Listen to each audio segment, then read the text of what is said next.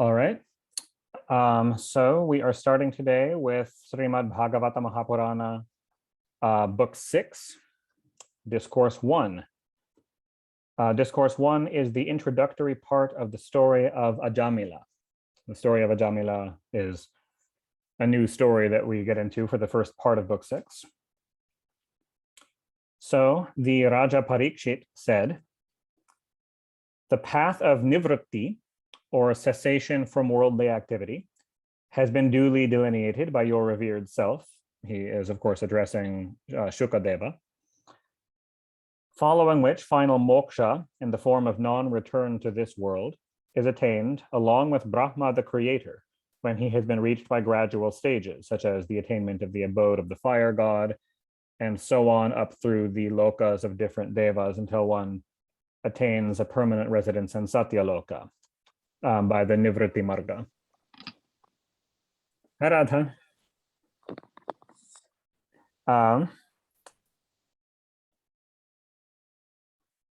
And the path characterized by worldly activity has also been described, O sage, the path which has for its goal heavenly and other sense delights, and which leads to repeated embodiment through the gunas in the case of the jivas on whom Prakriti has not ceased her hold. The various regions of hell, or naraka, which are symbolic of unrighteousness, have also been depicted by you.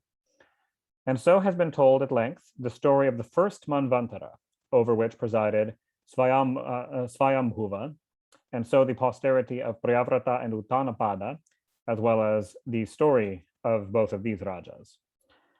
You have also narrated how the Almighty Lord brought into existence the dvipas and oceans, as well as the mountains and rivers, gardens and trees, the disposition of the terrestrial globe with reference to its divisions, their distinctive character and extent, and of the luminaries, and meaning the celestial lights, and the subterranean regions. Now be pleased to explain to me, O highly blessed one, how a man in this world can escape from hell full of various horrible tortures. Understandable, given that that's what you just heard about. Yes, Radha, this is the introductory part to the story of Ajamila.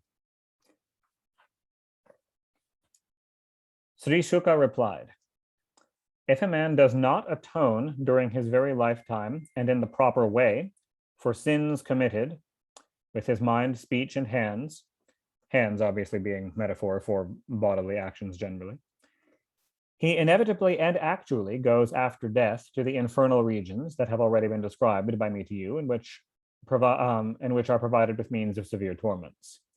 Therefore, with a body not incapacitated, one should take prompt measures here, even before death, for the atonement of one's sins, after weighing the gravity and lightness of the crime, just as a physician who knows the cause of maladies would adopt prompt remedies before it is too late, duly considering the seriousness or mildness of a complaint."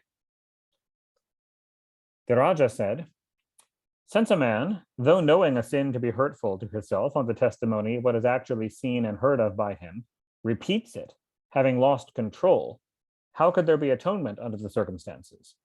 Now he is absolved from a sin, and now he does it again. Such being the case, I account atonement fruitless, like the bath of an elephant," meaning that an elephant after bathing immediately gets dirty again. Sri Shuka replied, "Indeed, the counteraction of an act through action is not accepted as radical, the ignorant alone being qualified for it. Self-knowledge is the true atonement. Maladies do not actually attack him who eats only wholesome food.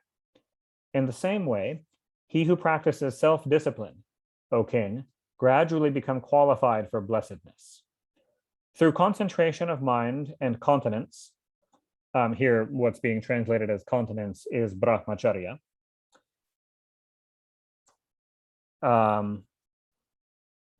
subjugation of the mind and control of the external indriyas, charity, truthfulness, and purity, the vows of nonviolence, etc., and sacred observances, such as the muttering of mantras.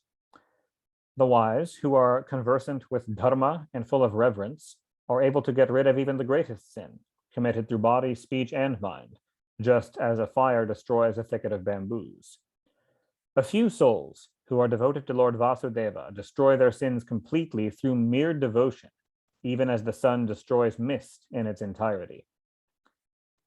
Indeed, a sinner, O king, is not purified so well through asceticism and other processes as the one who has dedicated his life to Sri Krishna through the constant service of his devotees.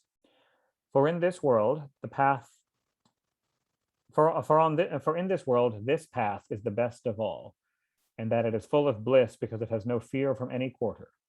On this path, tread pious souls who are amiably disposed and devoted toward, in other words, who are feel kindness toward everyone, and who are devoted to Bhagavan Narayana. Atonements done fail to purify in a thorough way, O King of Kings, him who has turned his face away from Bhagavan Narayana, even as rivers cannot purify a jar of wine. In other words, if the jar is sealed, then if you submerge a sealed jar of wine in a river and pull it out, it's still full of wine. Similarly, if one's heart is closed to Bhagavan Narayana, then going through purificatory measures can purify you externally, but it's never going to purify your entire interior consciousness if that is closed off. They who have once in their life fixed on the lotus feet of Lord Sri Krishna, their mind, that has conceived an attachment for his excellences, never behold even in a dream Yama and his servants carrying a noose, since they have actually done their atonement. Which is not to say, of course, that they'll never die, but that they will never fear death. That death holds nothing to fear for them. Further, on this point, the learned narrate the following old legend, in which there occurs a conversation between the messengers of Lord Vishnu and Yama. Hear it from me. In Kanyakubja, this is a city in India, today it's called Kanauja, there lived a certain Brahmana, Ajamila by name, who had kept a maidservant and, polluted by intercourse with that Shudra woman, had cast to the winds pious conduct, making a reproachful living by robbery, gambling, cheating, and theft, and thus maintaining his family. The impious fellow tortured living beings. In other words, caused suffering to other living beings. As he thus maintained his existence, fondling the offspring of that Shudra woman, O king, a considerable period, equivalent to 88 years of his life, rolled by. The old man had 10 sons. He who was the youngest of them, Narayana by name, was yet a child, and was greatly loved by his parents. Having fastened his heart on that sweetly lisping infant, the old fellow felt extremely delighted while watching its sports. Feeding it while taking his meals or chewing anything, and giving it water to drink while himself drinking, bound as he was by love to the child, the silly man did not perceive death which had arrived. Thus continuing, the fool thought of his juvenile son, named Narayana, when the hour of death arrived. Beholding 3 most terrible male figures with wry faces and hair standing on end that had come to take him noose in hand, Ajamila, agitated in mind, called by name his son named Narayana, who was busy with playthings away at some distance, in a loud and lengthened tone.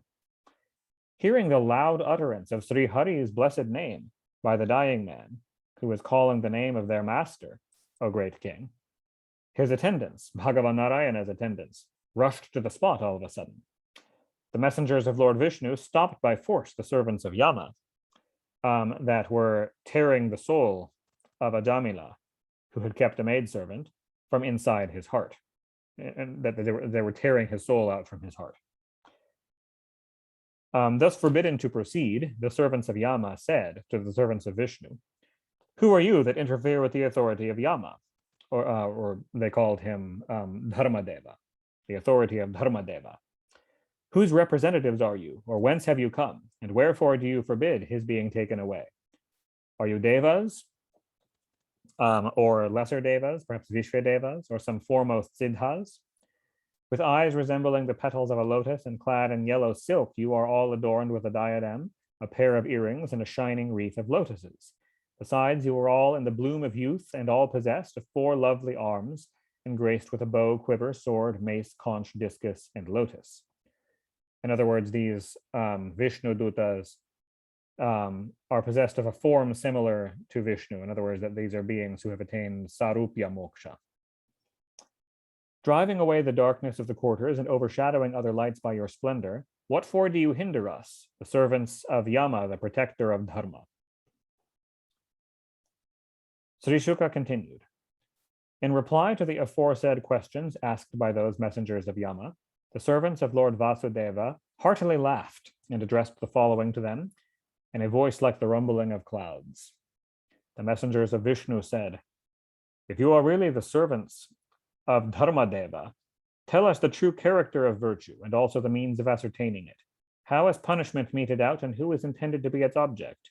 Are all the doers subject to punishment, or only some of the human species? The messengers of Yama replied, Dharma is enjoined by the Veda, and the reverse of it is adharma. And we have heard that the Veda is Bhagavan Narayana himself, and self-born by way of respiration. It is by Narayana that all these existences, made up of sattva, rajas, and tamas, are duly evolved in his own being, with qualities, denominations, activities, and forms. The sun, the fire, the sky, the air, the indriyas, the moon, the morning and evening twilights, day and night, the quarters, water, the earth, time, and dharma. These indeed are the witnesses of a jiva. Adharma, as ascertained by these, are determined to be a fit occasion for punishment, and all doers deserve punishment in consideration of their actions. For good as well as evil deeds are capable of being done by men given to action, O sinless ones, inasmuch as they are associated with the three gunas, and no one invested with a body can help doing action. He alone, by whom a virtuous or sinful act was performed in this world, reaps in the other world the fruit of it in the same manner and to the same extent as it was actually done. Just as in this world, O jewels among gods, there are found three varieties of living beings, by which they mean those living a life of ease, those dragging through a miserable existence, and those who are partly happy or partly miserable. Or other commentators on the Bhagavata say that the three varieties of living beings are those who are tranquil by nature, those who are ferocious, and those who are dull. This would, of course, be primarily sattvika, meaning that makes you tranquil by nature, primarily rajasika makes you ferocious, or primarily tamasika makes you dull. Or according to a third school of commentators, those who are pious by temperament, those who are vicious by nature, and those who are of a mixed temperament.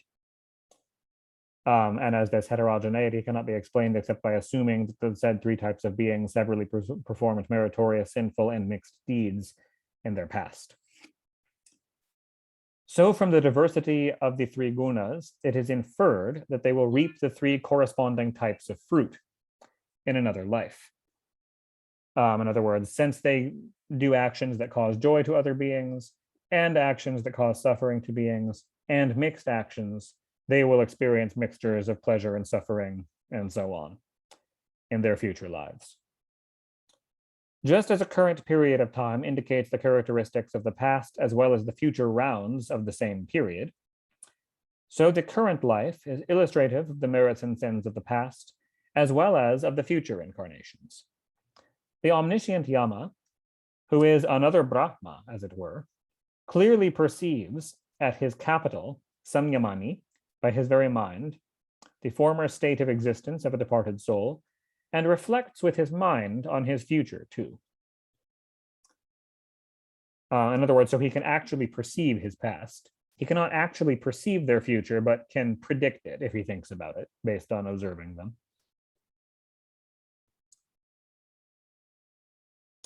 As a man in sleep treats as his self the body revealed in the dream alone, and not the one existing before the dream state, nor that which will follow the dream state, so the ignorant jiva identifies itself with its existing psychophysical organism alone, and has no knowledge of the one preceding it, nor of the succeeding one, having lost memory of its past incarnation. The jiva, itself constituting the 17th principle, meaning that it is the principle which arises from the combination of the first 16, being the 16 constituents of the subtle body, which are the 10 indriyas, the mind, and the 5 objects of senses, or the 5 subtle elements, or tanmatras, discharges its own functions with the 5 organs of actions, perceives the 5 objects of senses with the 5 senses of perception, and experiences the 16th, meaning the mind. The threefold objects of the senses of perception, experiences with the mind, the threefold objects of the senses of perception, the organs of action, and the mind, all alone. This well-known subtle body, consisting of 16 parts and a product of the 3 gunas, and exceedingly tenacious, subjects the jiva again and again to transmigration, which is a source of joy and sorrow, fear and affliction. The ignorant jiva that has not subdued the 5 senses of perception in the mind is prompted to fall back upon action, though unwilling, and veiling itself with a network of karma, even as a silkworm wraps itself in a cocoon, stands bewildered. Indeed, none remains actionless at any time, even for an instant, for everyone is forcibly impelled by attachment, etc., resulting from the impressions of past actions to do action against his will. Thus, even, for example, if you were to lie asleep, even then you are performing actions. Your breath is affecting microorganisms and so on. There are actions going on within your thoughts, within your consciousness, within your brain all the time. It's completely impossible to refrain from action for anyone who is embodied. Having found an occasion in the form of merit or sin resulting from one's past actions, a psychophysical organism actually molds itself, either after the womb or after the seed, according to the irresistible tendencies of the jiva. This degeneration of the soul, degeneration meaning the loss of its natural character of the anandamaya kosha, or the pure bliss, and being tied up into a body, has been due to its association with prakriti, in the sense of with matter. The degeneration ceases before long through devotion to God. This fellow, Ajamila, was indeed endowed with learning, an abode of amiability, good conduct, and virtues, had taken a vow of worship, prayer, and so on, and controlled his senses, was gentle, truthful, well-versed in sacred formulas, and pure. He worshipped the sacred fire and served his guru, strangers, and elders, was a friend to all living beings, free from egotism, pious, taciturn, and uncavilling. One day, this Brahmana went to the woods in obedience to his father's command, and as he returned therefrom, taking fruits and flowers, sticks for the sacrificial fire, and kusha grass, he saw a profligate Shudra, who was a libidinous and shameless fellow, drunk with spirituous liquor distilled from meal. In other words, probably some kind of like barley beer, sporting with a harlot of the same class, who was not only drunk, with her eyes swimming through intoxication, but stood by his side in a half-naked condition, and singing and joking with her. Seeing her folded in the arm of that Shudra, who was painted with unguents exciting lust, this man, Ajamila, was inspired with extravagant passion, and succumbed to love all at once. Though controlling his mind by recourse to reason with all his firmness and by dint of his learning, he could not compose it, agitated as it was with love. The word we're translating here as love is kama, in this case, not love so much as lust. Possessed by the devil of love, in this case by Kamadeva, excited by that woman, and deprived of reason and thinking of her alone with his mind, he actually deviated from his duty, neglected all his sacred obligations. With the entire fortune of his father, he indulged her alone, through carnal pleasures delightful to her mind, so that she might be pleased with him. The sinful fellow, whose judgment had been crippled by the sidelong glance of that lewd woman, abandoned before long his own wedded wife, a Brahmana girl still in the prime of youth, and bestowed on him in view of his noble pedigree.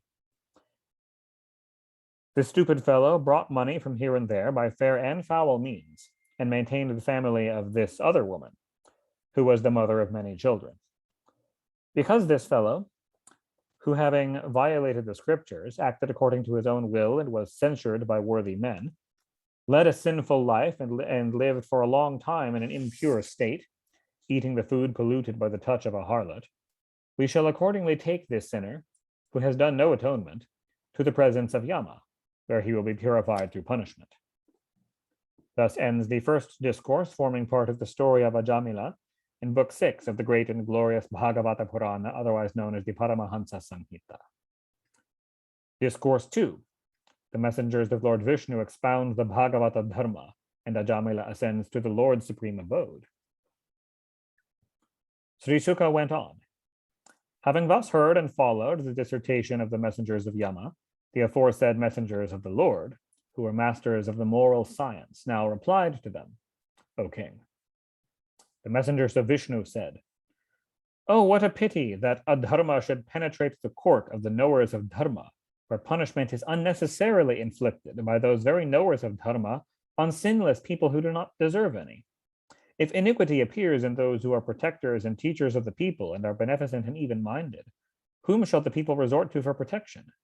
Whatever a superior man does, that very thing the common man does. The people follow that which the former sets up as a standard. Like a brute, the common man himself has no knowledge of dharma or adharma, and sleeps at ease, resting his head on the lap of another. How can it be worthy of the latter, if he is full of compassion and deserves the confidence of living beings, to seek to harm the unwary world that has thrown itself entirely at his mercy, reposing trust on him? This man has actually done atonement, even for sins committed through millions of lives, and that he uttered, though in a helpless state, the name of Sri Hari, which is means to the attainment of felicity. The atonement for the sins of this sinner must have been made by the mere fact that he pronounced a mere semblance of the four-syllabled name of the Lord, Narayana, while exclaiming, Narayana, come, even though he was addressing not Narayana the Devata, but Narayana his son. The articulation of a name of Lord Vishnu, that is the only thorough atonement for the sins of all classes of sinners, being a thief, a drinker, one guilty of treachery to a friend, a Brahmana slayer, one sharing the bed of a guru's wife, a slayer of a woman, a king, one's own parent or a cow, and whatever other sinners there may be, for thereby, by the utterance of the Lord's name, the Lord's mind is directed towards the utterer. A sinner is not purified to that extent through fasting and other processes of expiation recommended by the expositors of the Veda, as he is by words standing as names for Sri Hari, articulated. The utterance of such words puts him in mind of the attributes of the glorious Lord. For the process of expiation is not complete if one's mind runs back to evil ways, even after the said process has been gone through. Therefore, in the case of those seeking the eradication of their sinful karma, the uttering of the praises of Sri Hari is the only remedy, for the same undoubtedly purifies the mind. Therefore, do not take by a wrong path this man, who has done atonement for all sins in that he articulated the Lord's name in full, and at a time when he was about to die. The learned recognize the articulation of a name of Lord Vishnu as capable of eradicating all one's sins, even when it is intended to denote someone else, or when it is uttered jestingly, or as an interjection in the midst of a song, or out of disrespect. A man who articulates the word Hari involuntarily when fallen down, stumbled, bitten, heated, injured, or when he has broken a limb, no longer deserves torment. Arduous and easy processes of expiation have been thoughtfully prescribed by the great sages in the case of great and small sins. Those sins are got rid of by the said processes of expiation, such as austere penance, charity, and japa, but not the kernel of those sins, which is traceable to the unrighteous acts. Those impressions too are obliterated through the service of the Lord's feet. Any name of the Lord of excellent renown, which is distinctly pronounced, knowingly or unknowingly, destroys a man's sins, as a fire consumes the fuel. Just as a medicine possessing the highest potency is sure to produce its salutary effect, even on one who is unaware of its efficacy, though taken by chance, so does the Lord's name reveal its efficacy, even in the case of him who is unaware of it, when uttered by him casually. Sri Sukha resumed, having thus expounded in a well-reasoned and conclusive way the cult of devotion to the Lord, O Raja, and extricated the said Brahmana from the noose of Yama, the messengers of Lord Vishnu secured his release from death. Thus foiled in controversy, the messengers of Yama returned to the presence of Yama and faithfully reported everything to King Yama, O subduer of foes. Disentangled from the noose and rid of fear, the Brahmana was his former self again, and delighted with their sight, bowed his head to the servants of Lord Vishnu. Perceiving him eager to speak, the servants of Bhagavan Vishnu suddenly disappeared at that spot, even as he looked on, O sinless one, as he was just about to say something to them. Having heard from the mouth severally of the messengers of Sri Krishna, or Lord Vishnu, and Yama, an exposition of the cult of devotion to the Lord, which is untainted by the three gunas, and the path of worldly activity, taught by the three Vedas, Ajamila too now soon conceived devotion to the Lord as a result of hearing the glories of Sri Hari, and great was his repentance as he recollected his sin. Oh, he thought to himself, it was the worst tragedy for me, who forfeited my Brahmanhood by being born through a Shudra woman. This is, being born through a woman is a way of saying through his children with her. Because of my being unable to curb myself, fie upon my wicked self, condemned by good men, the blot of my race, who kept an unchaste wench given to drinking, having abandoned a faithful wife, who was yet very young. O my aged parents, who were without a protector and had no other relation, and were much afflicted, were forthwith deserted by my ungrateful self, as by a vile man. As such, I shall surely fall into a most dreadful hell, where lustful men who have violated dharma suffer tortures inflicted by Yama. Was this wonder seen by me in a dream or with my own eyes here? Meaning the appearance and the conversation between the Yamadutas and the Vishnudutas. Where have they now gone, who proceeded to tear me from my body, noose in hand? Again, where have those 4 angelic persons gone, who were good-looking and got me released while I was being taken to the infernal regions, fastened with nooses? Though I have been so accursed, yet I must have earned extraordinary merit, which blessed me with the sight of those foremost gods, as a result of which my mind is so calm and cheerful. Otherwise my tongue, the tongue of an impious fellow who kept a Shudra woman, was not fit to utter the name of Lord Vishnu, the only means of capturing him in this helpless state, and at a time when I was on the verge of death. So in other words, what Ajamila is saying here is that uttering the Lord's name at such a time to free one from one's actions does not cheat one out of the process of karma. Rather, you will only do it if you have the samskaras and the karmas from past lives or from this life, in his case, from past lives primarily, perhaps a little bit from the early part of his life, to put your consciousness in such a place at the time, even if it's the name of a son or so on. You will only have the karma to utter the name with such concentration in those circumstances. The two poles stood asunder. The two stood poles asunder. Myself, a wicked swindler, lost to shame, who violated his Brahmanhood, and the auspicious name of the Lord, Narayana. Having controlled my mind, indriyas, and breath, I shall as such so endeavor that I may not drown myself in the blinding gloom of transmigration again.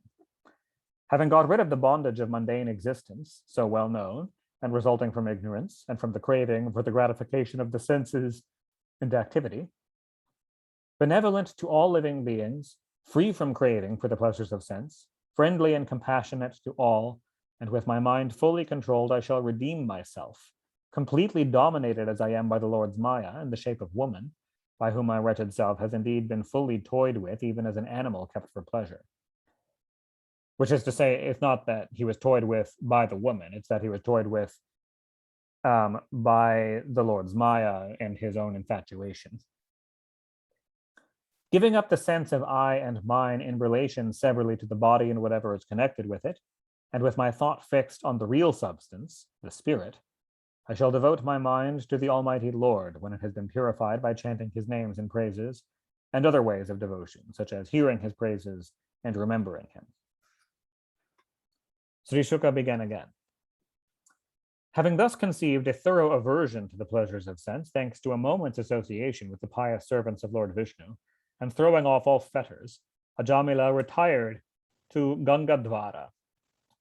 This is the Gangadvara was the ancient name of the place now called Haridwara. It's a famous city in India where the Ganga exits the Himalayan foothills. Settling down at that holy place and betaking himself to the path of yoga, he withdrew all his senses and fixed his mind on the Supreme Self. Then, dissociating his mind from the body and senses, etc., through concentration of the mind, he devoted it to the essence of the Lord, Brahman, that is, all consciousness. When his mind was irrevocably fixed on the aforesaid Brahman, the Brahmana beheld in front of him the same persons, the same four Vishnu Dutas, and recognizing them as seen before, bowed his head to them.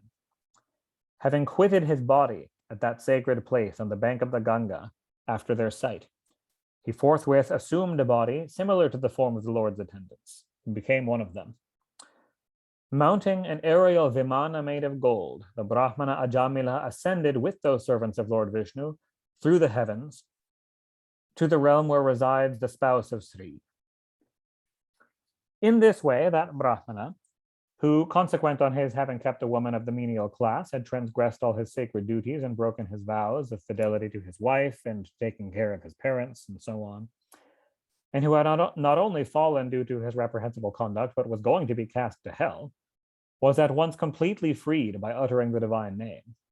For those seeking liberation, there is nothing more efficacious in cutting the root of sin than chanting the name and glories of Lord Vishnu.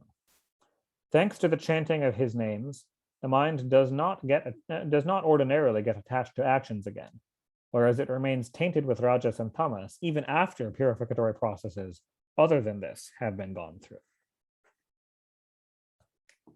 Because the other purificatory processes can remove the accrued results of actions, but will not change the deep-set psychological impulses to perform those actions again. He who, full of reverence, hears this legend, which is a most profound secret and is capable of destroying one's sins, as well as he who repeats it with devotion, never goes to hell, nor dare the servants of Yama look at him. However accursed he may have been, such a mortal is adored in Vaikuntha. Even Ajamila, who uttered while dying the name of Sri Hari, and that too in its secondary application as denoting his son, ascended to the Lord's abode. What wonder then if one who pronounces it with reverence should attain his abode? Although, of course, it is worth saying that Ajamila did not attain the Lord's abode directly just by speaking the name, but rather purified his consciousness, and then he went to Gangadvara and did more bhakti sadhana and so on, and then attained the Lord's abode. But still, the power of the name definitely saved him. Thus ends the second discourse, forming part of the story of Ajamila in Book 6 of the great and glorious Bhagavata Purana, otherwise known as the Paramahansa Samhita. Discourse 3, a dialogue between Yama and his messengers. So Parikshit said, what did the god Yama, he actually called him Dharmadeva, what did Dharmadeva, under whose sway all this creation is and whose authority was thus obstructed, say in reply to his servants, who had been foiled by the messengers of Lord Vishnu, the slayer of the demon Mura, on hearing their report?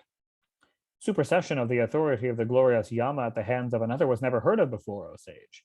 None other than you can resolve the doubt which will arise in the popular mind on this point. That is my conviction. Sri Shuka replied, the messengers of Yama, whose efforts were interrupted by the servants of the Lord, O king, submitted to their master Yama, the ruler of the city of Samyamani, as follows. The Yamadutas said, how many in this world are the rulers of human beings performing actions of three kinds? Rulers who are responsible for the manifestation of their fruit. If there be in the world many a ruler wielding the rod of punishment, who would suffer death and who would enjoy immortality or heavenly bliss in the event of a disagreement between the lords? Whereas who would not experience the tortures of hell as well as immortality too? If there be a plurality of rulers in this world, for the vast number of men engaged in action, their authority will no doubt exist. Such authority would be only secondary, like that enjoyed by tributary chiefs, thus rendering it necessary to postulate another ruler exercising primary and universal authority. Therefore, you are, to our mind, the one supreme Lord and ruler of all living beings, including the guardian deities, capable of distinguishing the merit and sin of men and wielding the rod of punishment. Such as you are, your authority stands superseded and no longer prevails in the world today, as is evidenced by the fact that your command was set at naught by 4 wonderful angelic persons. They forcibly released a sinner who was being taken by us under your order to the infernal regions, cutting the nooses. We are keen to know them from you, if you deem it good for us. The moment the word Narayana was uttered, they hastened in saying, do not be afraid, saying this to the sinner. Sri Shuka continued. Thus interrogated, the celebrated god Yama, the controller of living beings, was delighted and replied to his messengers, contemplating on the lotus feet of Sri Hari. Yama said, the supreme lord of the mobile and immobile creation is other than me. It is by him that the whole universe stands pervaded on all sides as a piece of cloth by its warp and woof. It is from his part manifestations that the evolution, maintenance, and dissolution of this universe proceed, and the creation is subject to his control, even as a bullock tied with a string passed through its nostrils is controlled by the man holding the string. Just as a farmer ties oxen with tethers to a big cord, he binds men with denominations to his own word, allots them different duties as enjoined by the Vedas, and bound by strong ties in the shape of class, names, and obligations, the aforesaid men meticulously bear offerings to him. Myself, the mighty Indra, Nirti, Varuna, Chandra, Agni, Lord Shiva, Vayu, Surya, Brahma, all the Adityas, the Vishvedevas, the Vasus, and the Sadhyas, the Maruts, the Rudras, along with the Siddhas, the Prajapatis like Brighu, the rulers of Devas, such as Guru Brahaspati, and others too who are untainted with Rajas and Tamas and in whom Sattva predominates, have no knowledge of his intention, dominated as they are by his Maya, much less other than these. Even as colors cannot perceive the faculty of vision which reveals them, the jivas cannot grasp or reach with the senses of perception, mind, or organs of action, nor with intellect or speech, him who is the seer of all living beings, though dwelling in their very heart. Charming messengers of the aforementioned Sri Hari, the Supreme Person, the absolute and transcendent Lord, the controller of Maya, generally go about in this world, endowed as they are with a form, virtues, and disposition similar to those of their master. Those most wonderful servants of Lord Vishnu, who are adored even by the gods, and whose forms cannot be easily perceived, protect mortals devoted to the Lord from enemies, as well as from myself, yea, from everyone else. As a matter of fact, neither rishis, nor even devas, nor the foremost of the siddhas can precisely know dharma expounded by the Lord himself. How then can demons, human beings, vidyadharas, charanas, and others know it? Brahma the self-born, the sage Narada, Lord Shiva the fountainhead of blessedness, the sage Sanat Kumara, Lord Kapila, Swayambhuva Manu, Prahlada, King Janaka, Bhishma, the Asura Raja Bali, the sage Shuka son of Vyasa, and myself, Yama. These 12 alone know the essence of dharma taught by the Lord, secret, pure, and difficult to understand, by knowing which one enjoys immortality in the shape of the final moksha.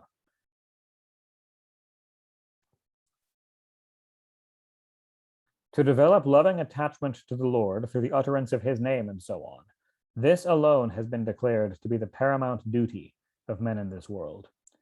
Realize, my boys, the glory of uttering the name of Sri Hari, by which alone even Ajamila was liberated from the noose of death. To celebrate duly the virtues and exploits of the Lord and to chant his name, this much is not needed for wiping out the sins of men, for even the sinful Ajamila attained liberation by calling his son at the pitch of his voice, as Narayana, while on the verge of death. Alas, the average learned man, well versed in the scriptures, whose judgment is completely bewildered by the all-powerful Maya and whose thought is focused on the three Vedas, full of sweet and attractive encomiums, generally does not realize the aforesaid glory of the divine name and remains engaged in grand sacrificial undertakings. Pondering thus, the wise indeed resort with an undivided mind to the practices making for loving devotion to the Lord, possessing infinite virtues. They do not merit punishment at my hands. Even if a sin is ever committed by them, the utterance of the name of the Lord obliterates it. The sacred stories of those pious souls who regard all with the same eye and have taken refuge in the Lord are constantly sung even by the gods and siddhas. Never approach such men, protected as they are by the mace of Sri Hari. Neither we nor the time spirit has the power to punish them. Bring those impious men who are averse to the joy in hearing and the honey-like sweetness of the lotus feet of Lord Vishnu, the bestower of liberation, incessantly tasted by flocks of noblest swans in the form of ascetics of the highest order, who have nothing to call their own and who are connoisseurs of sweetness and have given their heart to the delights of home life, which lead one to hell. Bring those wicked fellows whose tongue neither recounts the virtues nor utters the name of the Lord, whose mind never contemplates on his lotus feet, and whose head does not bow even once to Sri Krishna, and who have never rendered service to Lord Vishnu. May that most ancient person, Bhagavan Narayana, put up with the offense committed through the instrumentality of our messengers, by ourselves, his ignorant servants, who crave his forgiveness with joined palms. For forgiveness becomes the greatest of the great. Hail to the all-pervading supreme person. Therefore, O Parikshit, Suka 7, know the chanting of the names and praises of Lord Vishnu as a source of blessing to the world and the complete atonement for the greatest sins. The mind is not purified so well through fasting and other means as through devotion, easily engendered in the heart of those who repeatedly hear or narrate accounts of the extraordinary exploits of Sri Hari. He who enjoys like a bee the sweetness of Sri Krishna's lotus feet delights no more in enjoyments brought forth by Maya, once they have been given up by him as conducive to suffering. The other man, who is buffeted by desires, takes to action in order to atone for his sin, action which leads only to sin again, inasmuch as it does not purify the mind, and thus is like the bath of an elephant, which does bathe and becomes clean, but shortly after emerging from the water becomes dirty again.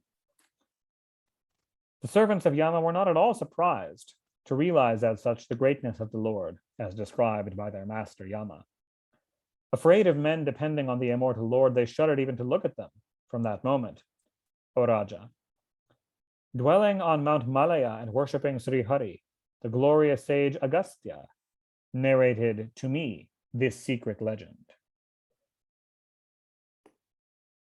Thus ends the third discourse forming part of the dialogue between Yama and his servants in Book 6 of the great and glorious Bhagavata Purana, otherwise known as the Paramahansa Samhita.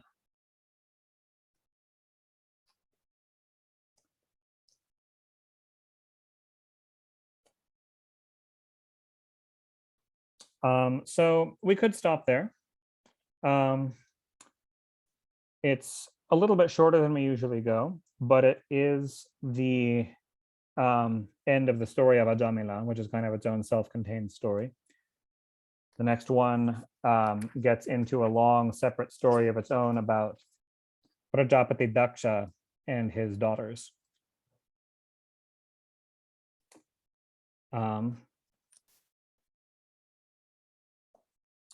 So yeah, I think that's a good piece for the day.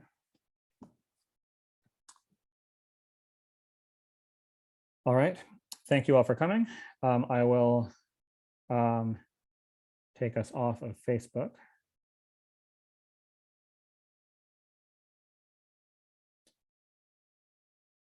And I can pause the recording.